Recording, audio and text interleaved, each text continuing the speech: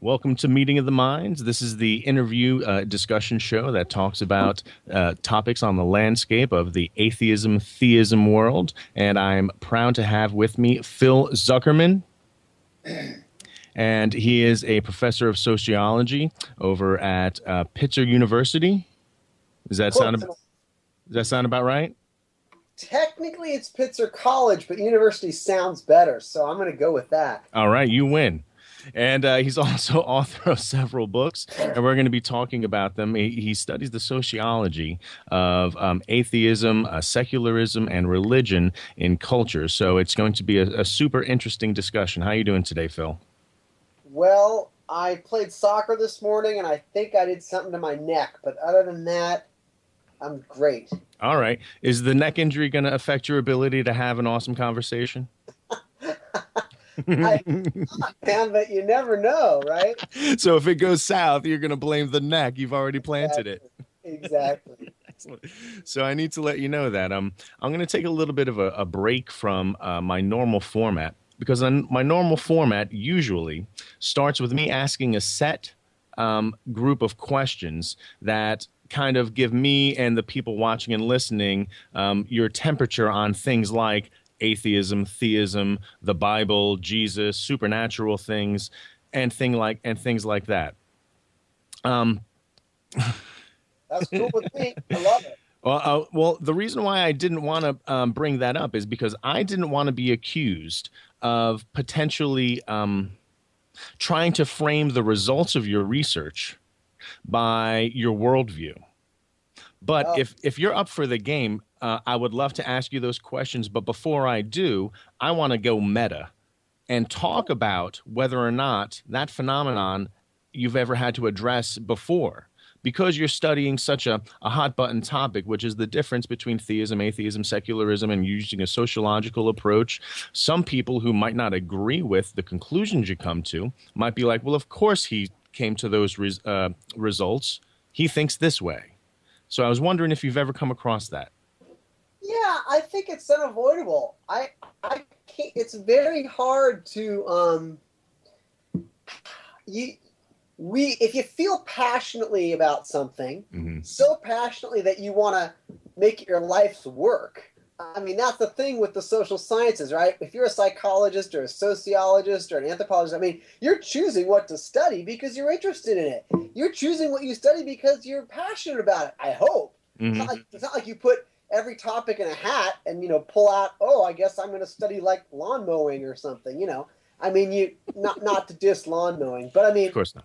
We're drawn to things, and I see this a lot. I've never been accused of it. I've never had someone in writing say, well, he's just pushing his own personal worldview and seeing what he wants to see. Now, maybe that's because I try to frame my arguments with some data. People are free to question the data, and they do, but I don't recall in any debate or any written works anybody, accusing me of just pushing my own worldview. But whether they accuse me of it or not, it is at play, and I can give you some examples if you like. But please do. Well, all right. If you're very secular, and you believe in secularism's promise, and you believe the world would be better off, and you see something like a statistic from Pew that says 19% of Americans say they don't have a religion or are non-religious. You will be like, wow, 20% of Americans are secular. I mean, you'll read into that statistic what you want to see. If you're not secular, if you're a Christian or a strong believer, you'll read that statistic very skeptically. And so it's interesting how we champion skepticism, yet when we see data that seems to be good news, we're not so skeptical of it. But suddenly the religious people are like, well, wait a minute, of those 19%, just because they say they're non-religious, it doesn't mean they're secular, and so on and so forth. And they're right to say that, and there's a good debate. But what I'm seeing is it's not just like a statistic like that.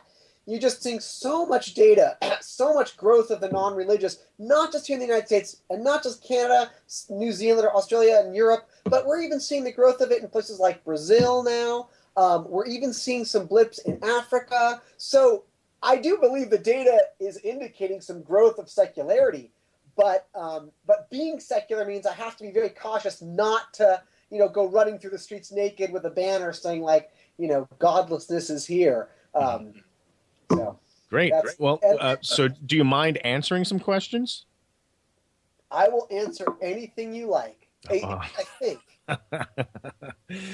Please don't tempt. Don't poke at the beast with the pointy stick. So the first thing I want you to do is describe how you would label yourself in as it pertains to this particular discussion. If I could label myself anything, I'd label myself an Aweist. Aweist. Of course, it's a self-label that nobody knows, so it's pretty meaningless. But in essence, it means I stand in awe at the universe, and I stand in awe at this corncob pipe, and I am, which, is empty. I stand in awe of life and being and existence. I am agnostic in terms of the big questions. I don't know. I lack knowledge as to why we're here, how we got here, what it all means, why is there something or not nothing. But I'm atheist on the God question, so I would say I'm an atheist who does not believe in God. I'm agnostic when it comes to the big mysteries of being, and I stand in awe. So as my positive label, I'm an Aweist. Gotcha. So my next follow-up question usually is describe your worldview, but I think you kind of did that already. So my next question is for people that describe themselves the way that you do, usually goes along this decision tree. What is your opinion of the Bible? It's so boring. But my opinion of the Bible is obviously it was a book written by humans. Mm-hmm. It does contain some brilliance. It does contain some wonderful stories, some amazing poetry, some wonderful philosophy. I think it is giving voice to the human experience in certain degrees, remarkably so, not just from thousands of years ago, but things today. You can still read Ecclesiastes today and relate to it. That said, it's very boring at times, and it's very sad that people think it was written by some deity or inspired by some deity. It's very misogynistic and patriarchal.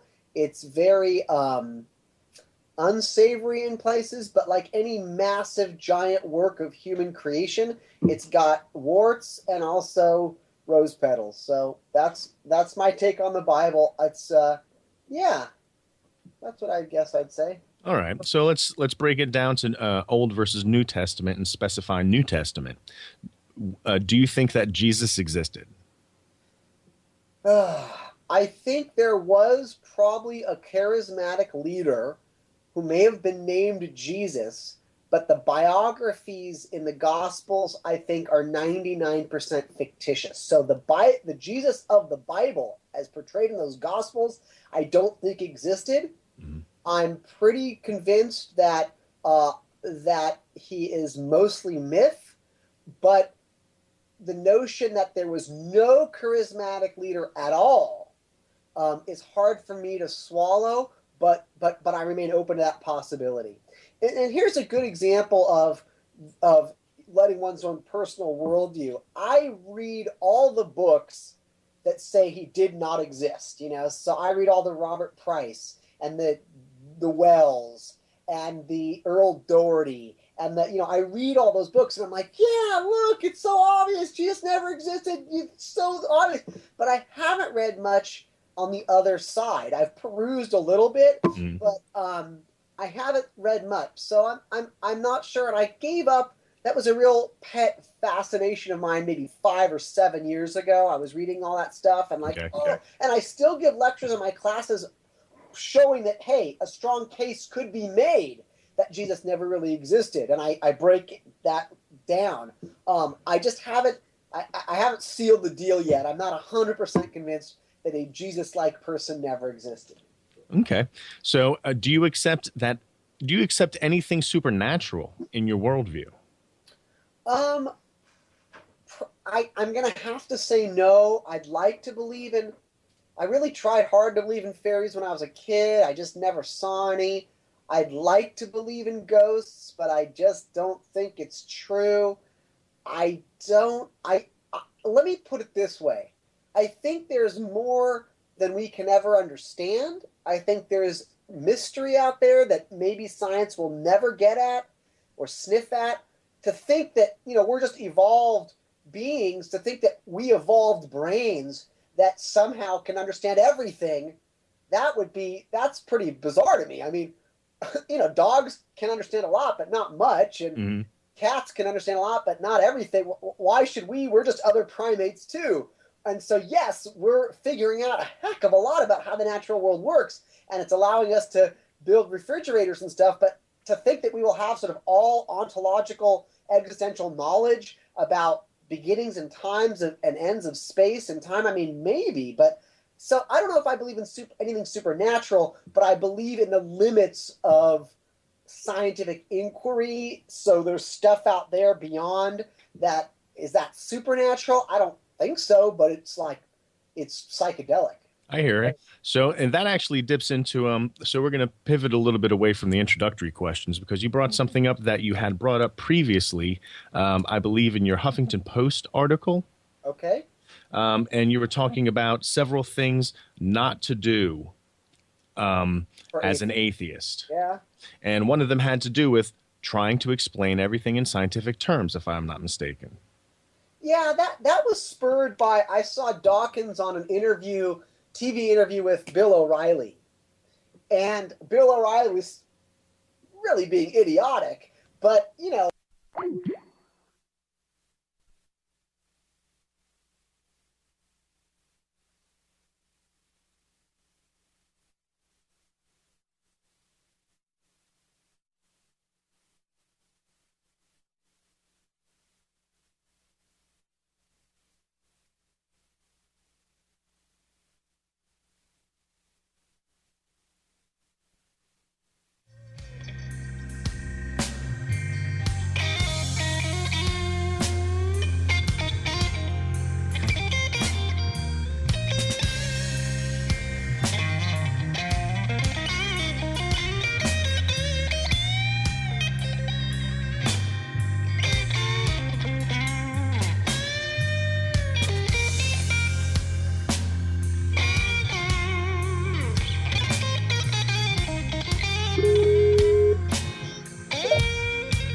I don't know what happened.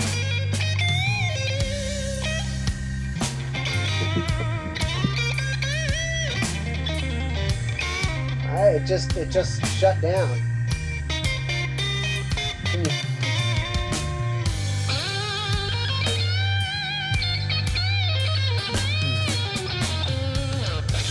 It looked like it just called me. Oh, is it you that called me?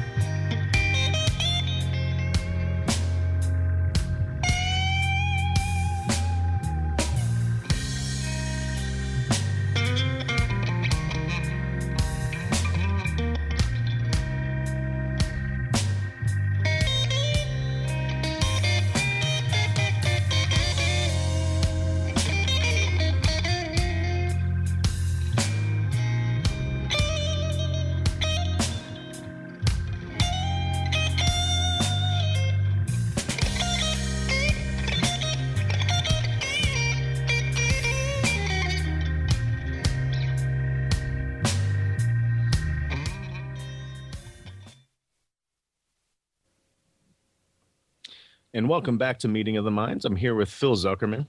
You were just talking about the article you had written for the Huffington Post, where you broke down, I believe, into 10 points, but really it came down to 9 points because your last one was hilariously funny. And one of them, the springboard for this conversation, was the fact that you mentioned that you don't believe in anything supernatural, but you do admit to the limits of science.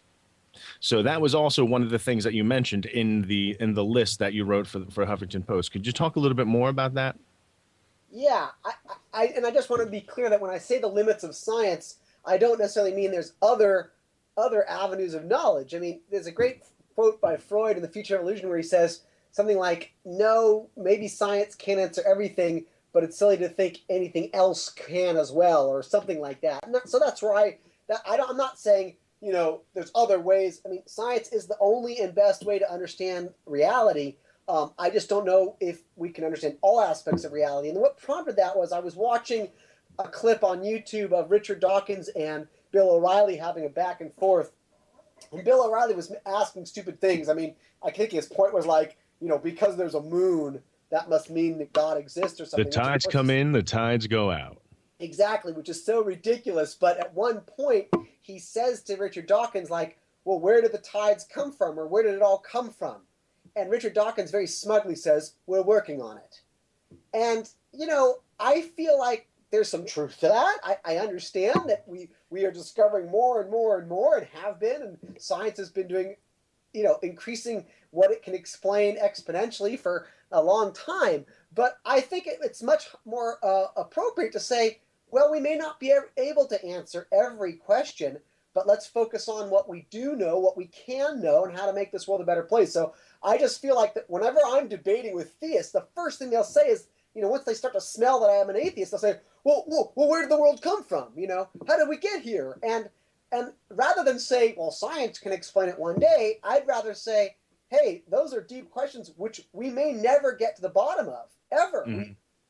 But that doesn't mean we then believe in a God or anything. So I just wish that atheists would be more honest about, I don't know if honest is the right word, aware of or accepting of the fact that we may not ever understand everything. Like, why is there something instead of nothing? May just be an eternal mystery. Yeah, I consider it mindfulness. You know what I mean? Just be mindful of the fact that there are the unknown unknowns, and that maybe this scientific method is a tool. And in the same way you could use a hammer as a coffee table leg, that's not what it's meant for. And you know what I mean? Like, yeah. It has a limited use unless you're going to use it for something it's not meant for. Yeah. I like that. Yeah, I think you're absolutely right. There are known unknowns and there are unknown unknowns, and there may be an endless line of those forever. Hopefully so. I mean, for the sake of science, right? We don't want any science stoppers. There's a point where, like, because I work in a laboratory, you're a sociologist. We hope that none of the answers get attained. Let me rephrase that. We hope that not all of the answers get attained, I should say, so that there's always questions and there's always something to learn. And that's the journey is the destination. So tell me a little bit more about the Huffington Post list that you wrote, because something that I really like is what you just said, having to do with, mindfulness of other atheists in their position. Because I have a personal opinion that the new atheist movement, while it did some good, it also did some harm. And I think that people are thirsty for the kind of conversation you and I are having right now. Even though we have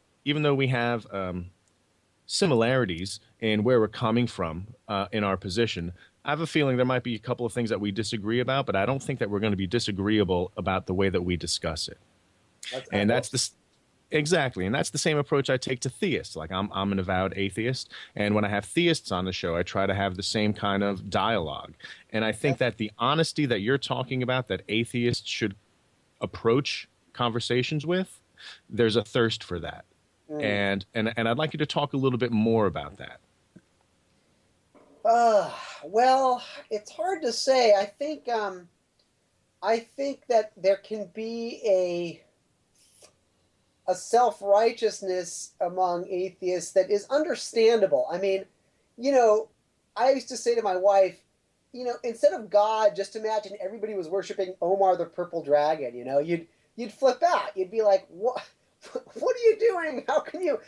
But so I understand the kind of incredulity. That's what I did like about Religulous by Bill Maher. I felt like more than exposing wacky religious people, he was giving voice to that feeling when you're an atheist of just like, really? Like, how can people believe this? And I actually think that deep sort of flabbergasted, like, unfathomableness about what intelligent people claim to believe is very much part of the atheist experience. You know, that kind of, how can you believe it? That is different than religion poisons everything. Now, sure. that title sells a lot of books, and you know, Hitchens was a master, and he was witty, and he was incredible, but, you know, I disagree on the kind of religion poisons everything.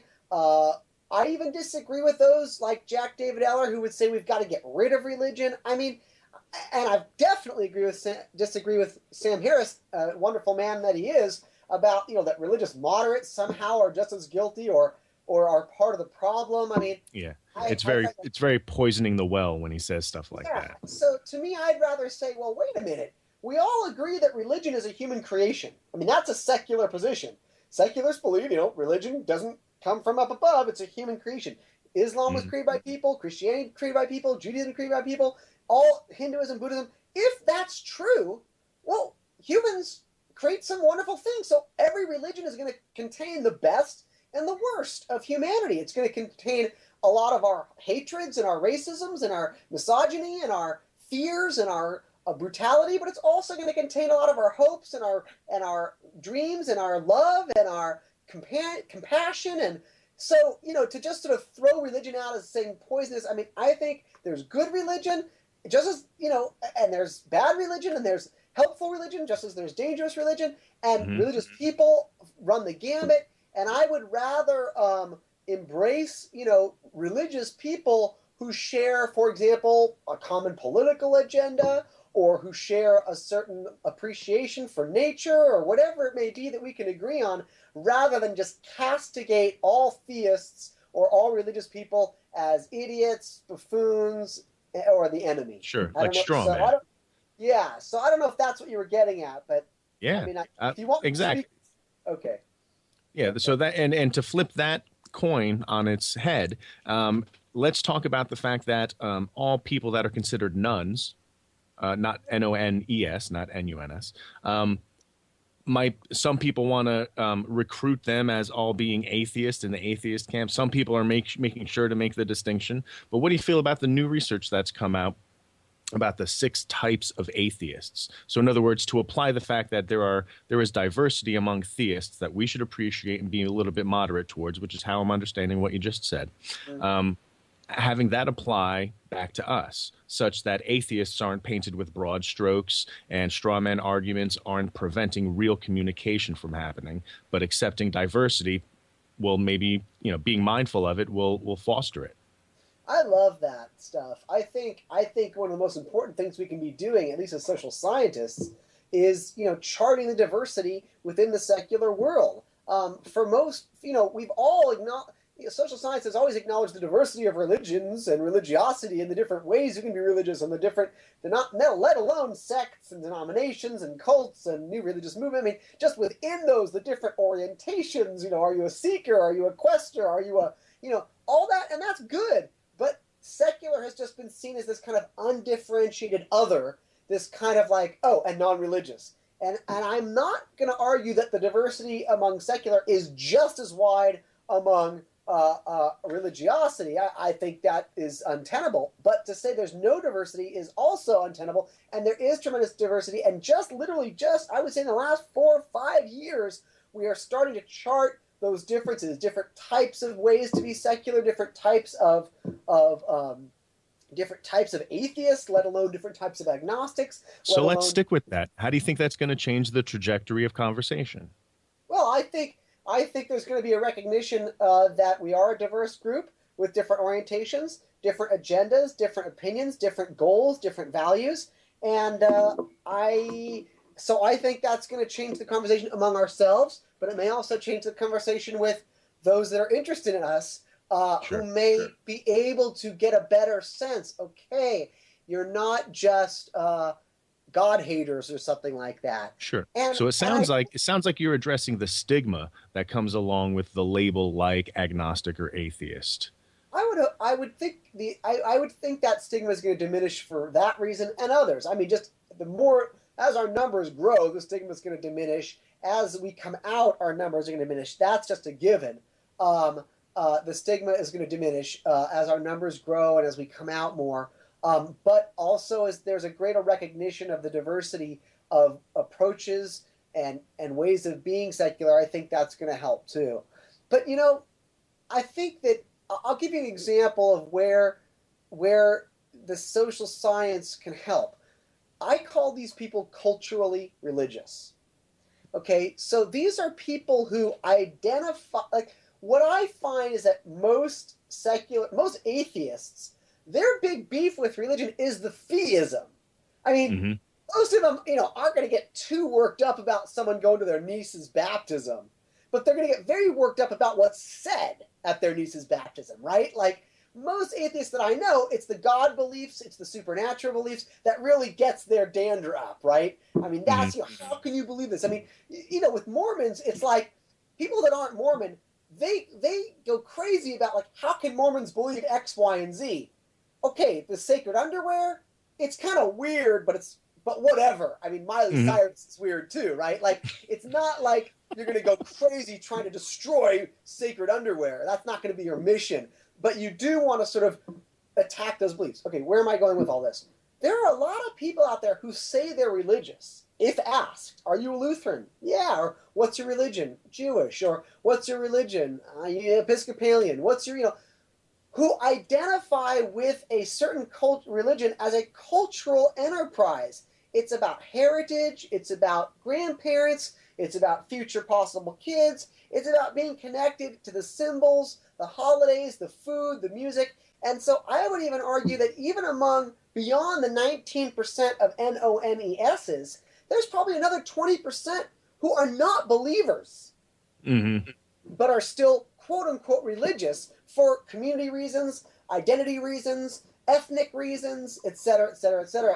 And so hopefully, if we can acknowledge that, maybe religious people can say, hey, we've got some atheists in our own congregation. They're nice people. They're helping out. They got great voices. They play a mean organ or whatever. And that might decrease the stigma. And also, if there's an understanding that there's different kinds of secular people, of course, we haven't even mentioned this, but I would argue that indifference is actually the biggest chunk of the secular world. I mean, in the most recent study, and it is I don't know if it's going to be published in peer review, but it certainly captured CNN, right? The 6 types of atheism. And unfortunately, I don't have them up right now because I had to switch computers. But one of them is the apatheist. Yes, I like that term. I think that's, Steve Bruce is a sociologist at Scotland, and he said something like, the final stop or whatever of secularization is not atheism, it's indifference or neglect. And I think there's something to be said for that. I mean, as long as religion is strong in society and theism is out and about, then you have to declare your atheism in opposition to that, and you have to be mindful of it. But when religion is truly weak in a society and truly marginal, people just don't care about it. They're indifferent to it. They neglect it. And that may be that may be the true death knell of religion when it gets to that, if it ever gets to that. But it does for a lot of people. It does for a lot of people. They're just indifferent. So this raises a question. This is one of the questions I normally use to conclude, but I'm not going to go through that list. But one of the questions I normally ask is, if you're an atheist, I ask something like, would the world be better off without theists? And if you're a theist, I ask it the opposite way. So it kind of sounds like over the past couple of minutes you've been addressing or tiptoeing around that topic and maybe how you feel about it. Do you mind answering that directly? Would the world be better without theists? Yes, no doubt about it. Would it be better without religion? No. I think religion as a cultural enterprise, as a system of rituals and practices that bind people together, as a vehicle for charity, as a vehicle for community, I think the world would be worse off if religion just died tomorrow. Theism, on the other hand, man, we do not need theism. Theism is false belief in things that are not true. Theism teaches our children to believe in things that are not true. It's detrimental to how we understand ethics and morals because theism is the ultimate form of moral outsourcing. It is keeping humanity in its state of childlike indecision, not indecision. I would say impotence. I mean, so yes, I think theism does terrible damage to society. Even though there's been some great theists, like from Martin Luther King on down, I still believe that social activism would improve if there was no theism. The fight against global warming would improve if there was no theism. We would not have fanatical religious terrorists to the same degree. I mean, they would still exist because they're coming from parts of the world that are exploited and poor and hopeless. But still, I believe that the world would be better off without theism. All right. Well, this actually is a good little pivot towards another topic, which is a little bit more political. But if it's something you don't feel comfortable talking about, just let me know. But there was a political action committee set up, I think, this past week, which is something called Free Thinkers Alliance, something to that effect. I might be butchering up the name, but it essentially is a political action committee that's looking to support secular candidates, whether they're unidentified, nuns, or out-and-out atheists, which of course there are not any in the Congress, but people that uphold, that are willing to say that they uphold things like separation of church and state. How do you feel about the fact that that kind of grassroots movement is starting? I love it. On the one hand, I love it. America's politicians have got to know that there's a huge chunk of Americans that care about this stuff, that want to keep the separation of church and state and strengthen the separation of church and state, that want God out of our Pledge of Allegiance, that want God out of the public sphere and out of the courtrooms. And so the more political groups that and the more PACs that are out there, the better. Because frankly, the state legislators and the school boards and the White House if we're not out there, we're not on their radar screen, and those religious groups certainly are. So I would like to get to a place, and I'm very inspired by David Niosi, a former president of the American Human Association, who's saying we've got to make our voices heard, so that politicians who normally say, well, we can't do that because the religious people will flip out, or we can't do that because, the religious right will flip out. It would be so wonderful if politicians would also be mindful of, well, we can't go there because the secular Americans will flip out, because the secular coalition. So I would like to see that. But you did say something about supporting secular politicians. Now that I have issue with. I don't care what an individual's personal beliefs are. If there's a politician out there who truly worships fairies or Vishnu or Jesus or whatever, as long as I'm in agreement with their political agenda, that's all that matters. And I'm very wary of kind of wanting politicians of a certain demographic. I mean, if you're going to say, well, we want women in politics, well, then you're going to get Sarah Palin. If you say we want more blacks in politics, you're going to get Clarence Thomas. I mean, just having a certain color skin or a uterus is not, to me, yes, I would love to have more women in politics, but preferably I'd like them to be women who I agree with. And yes, I'd like for people of color in politics, but as long as they're people of color, I agree with. So, But of course, you're sensitive to such things because as a sociologist, you're a demographer. So demographics are super important to you're sensitive to them in such a way that other people might not be. But I think that the point is equal representation. If there are 19 to 20%, or 19 to 20 out of 100, that call themselves unaffiliated, however it breaks down. That's right. Why wouldn't that be represented in Congress in some capacity? It should. It absolutely should. Not only in Congress, but literally at the local level. I mean, when I had in my local little school district, there was a principal who was telling parents and students that one of the keys to success is going to church. And she was saying this at school assemblies and handing out pamphlets. And I was angry about this because it violates our laws of the land. And I went to the president of the school board, who was a real strong Christian, who just thought I was from planet Mars. When I said, look, this principal is free to believe in Jesus, she cannot tell a captive audience, she cannot tell parents and students that, to be successful at her elementary school, everybody should go to church. That's not okay. And he was very polite, but it was almost like he didn't know who are you? You're a secular, and I would just like it to be more understood just now as, you can be in a Christian dominant part of the country, but they still understand there are Jews out there.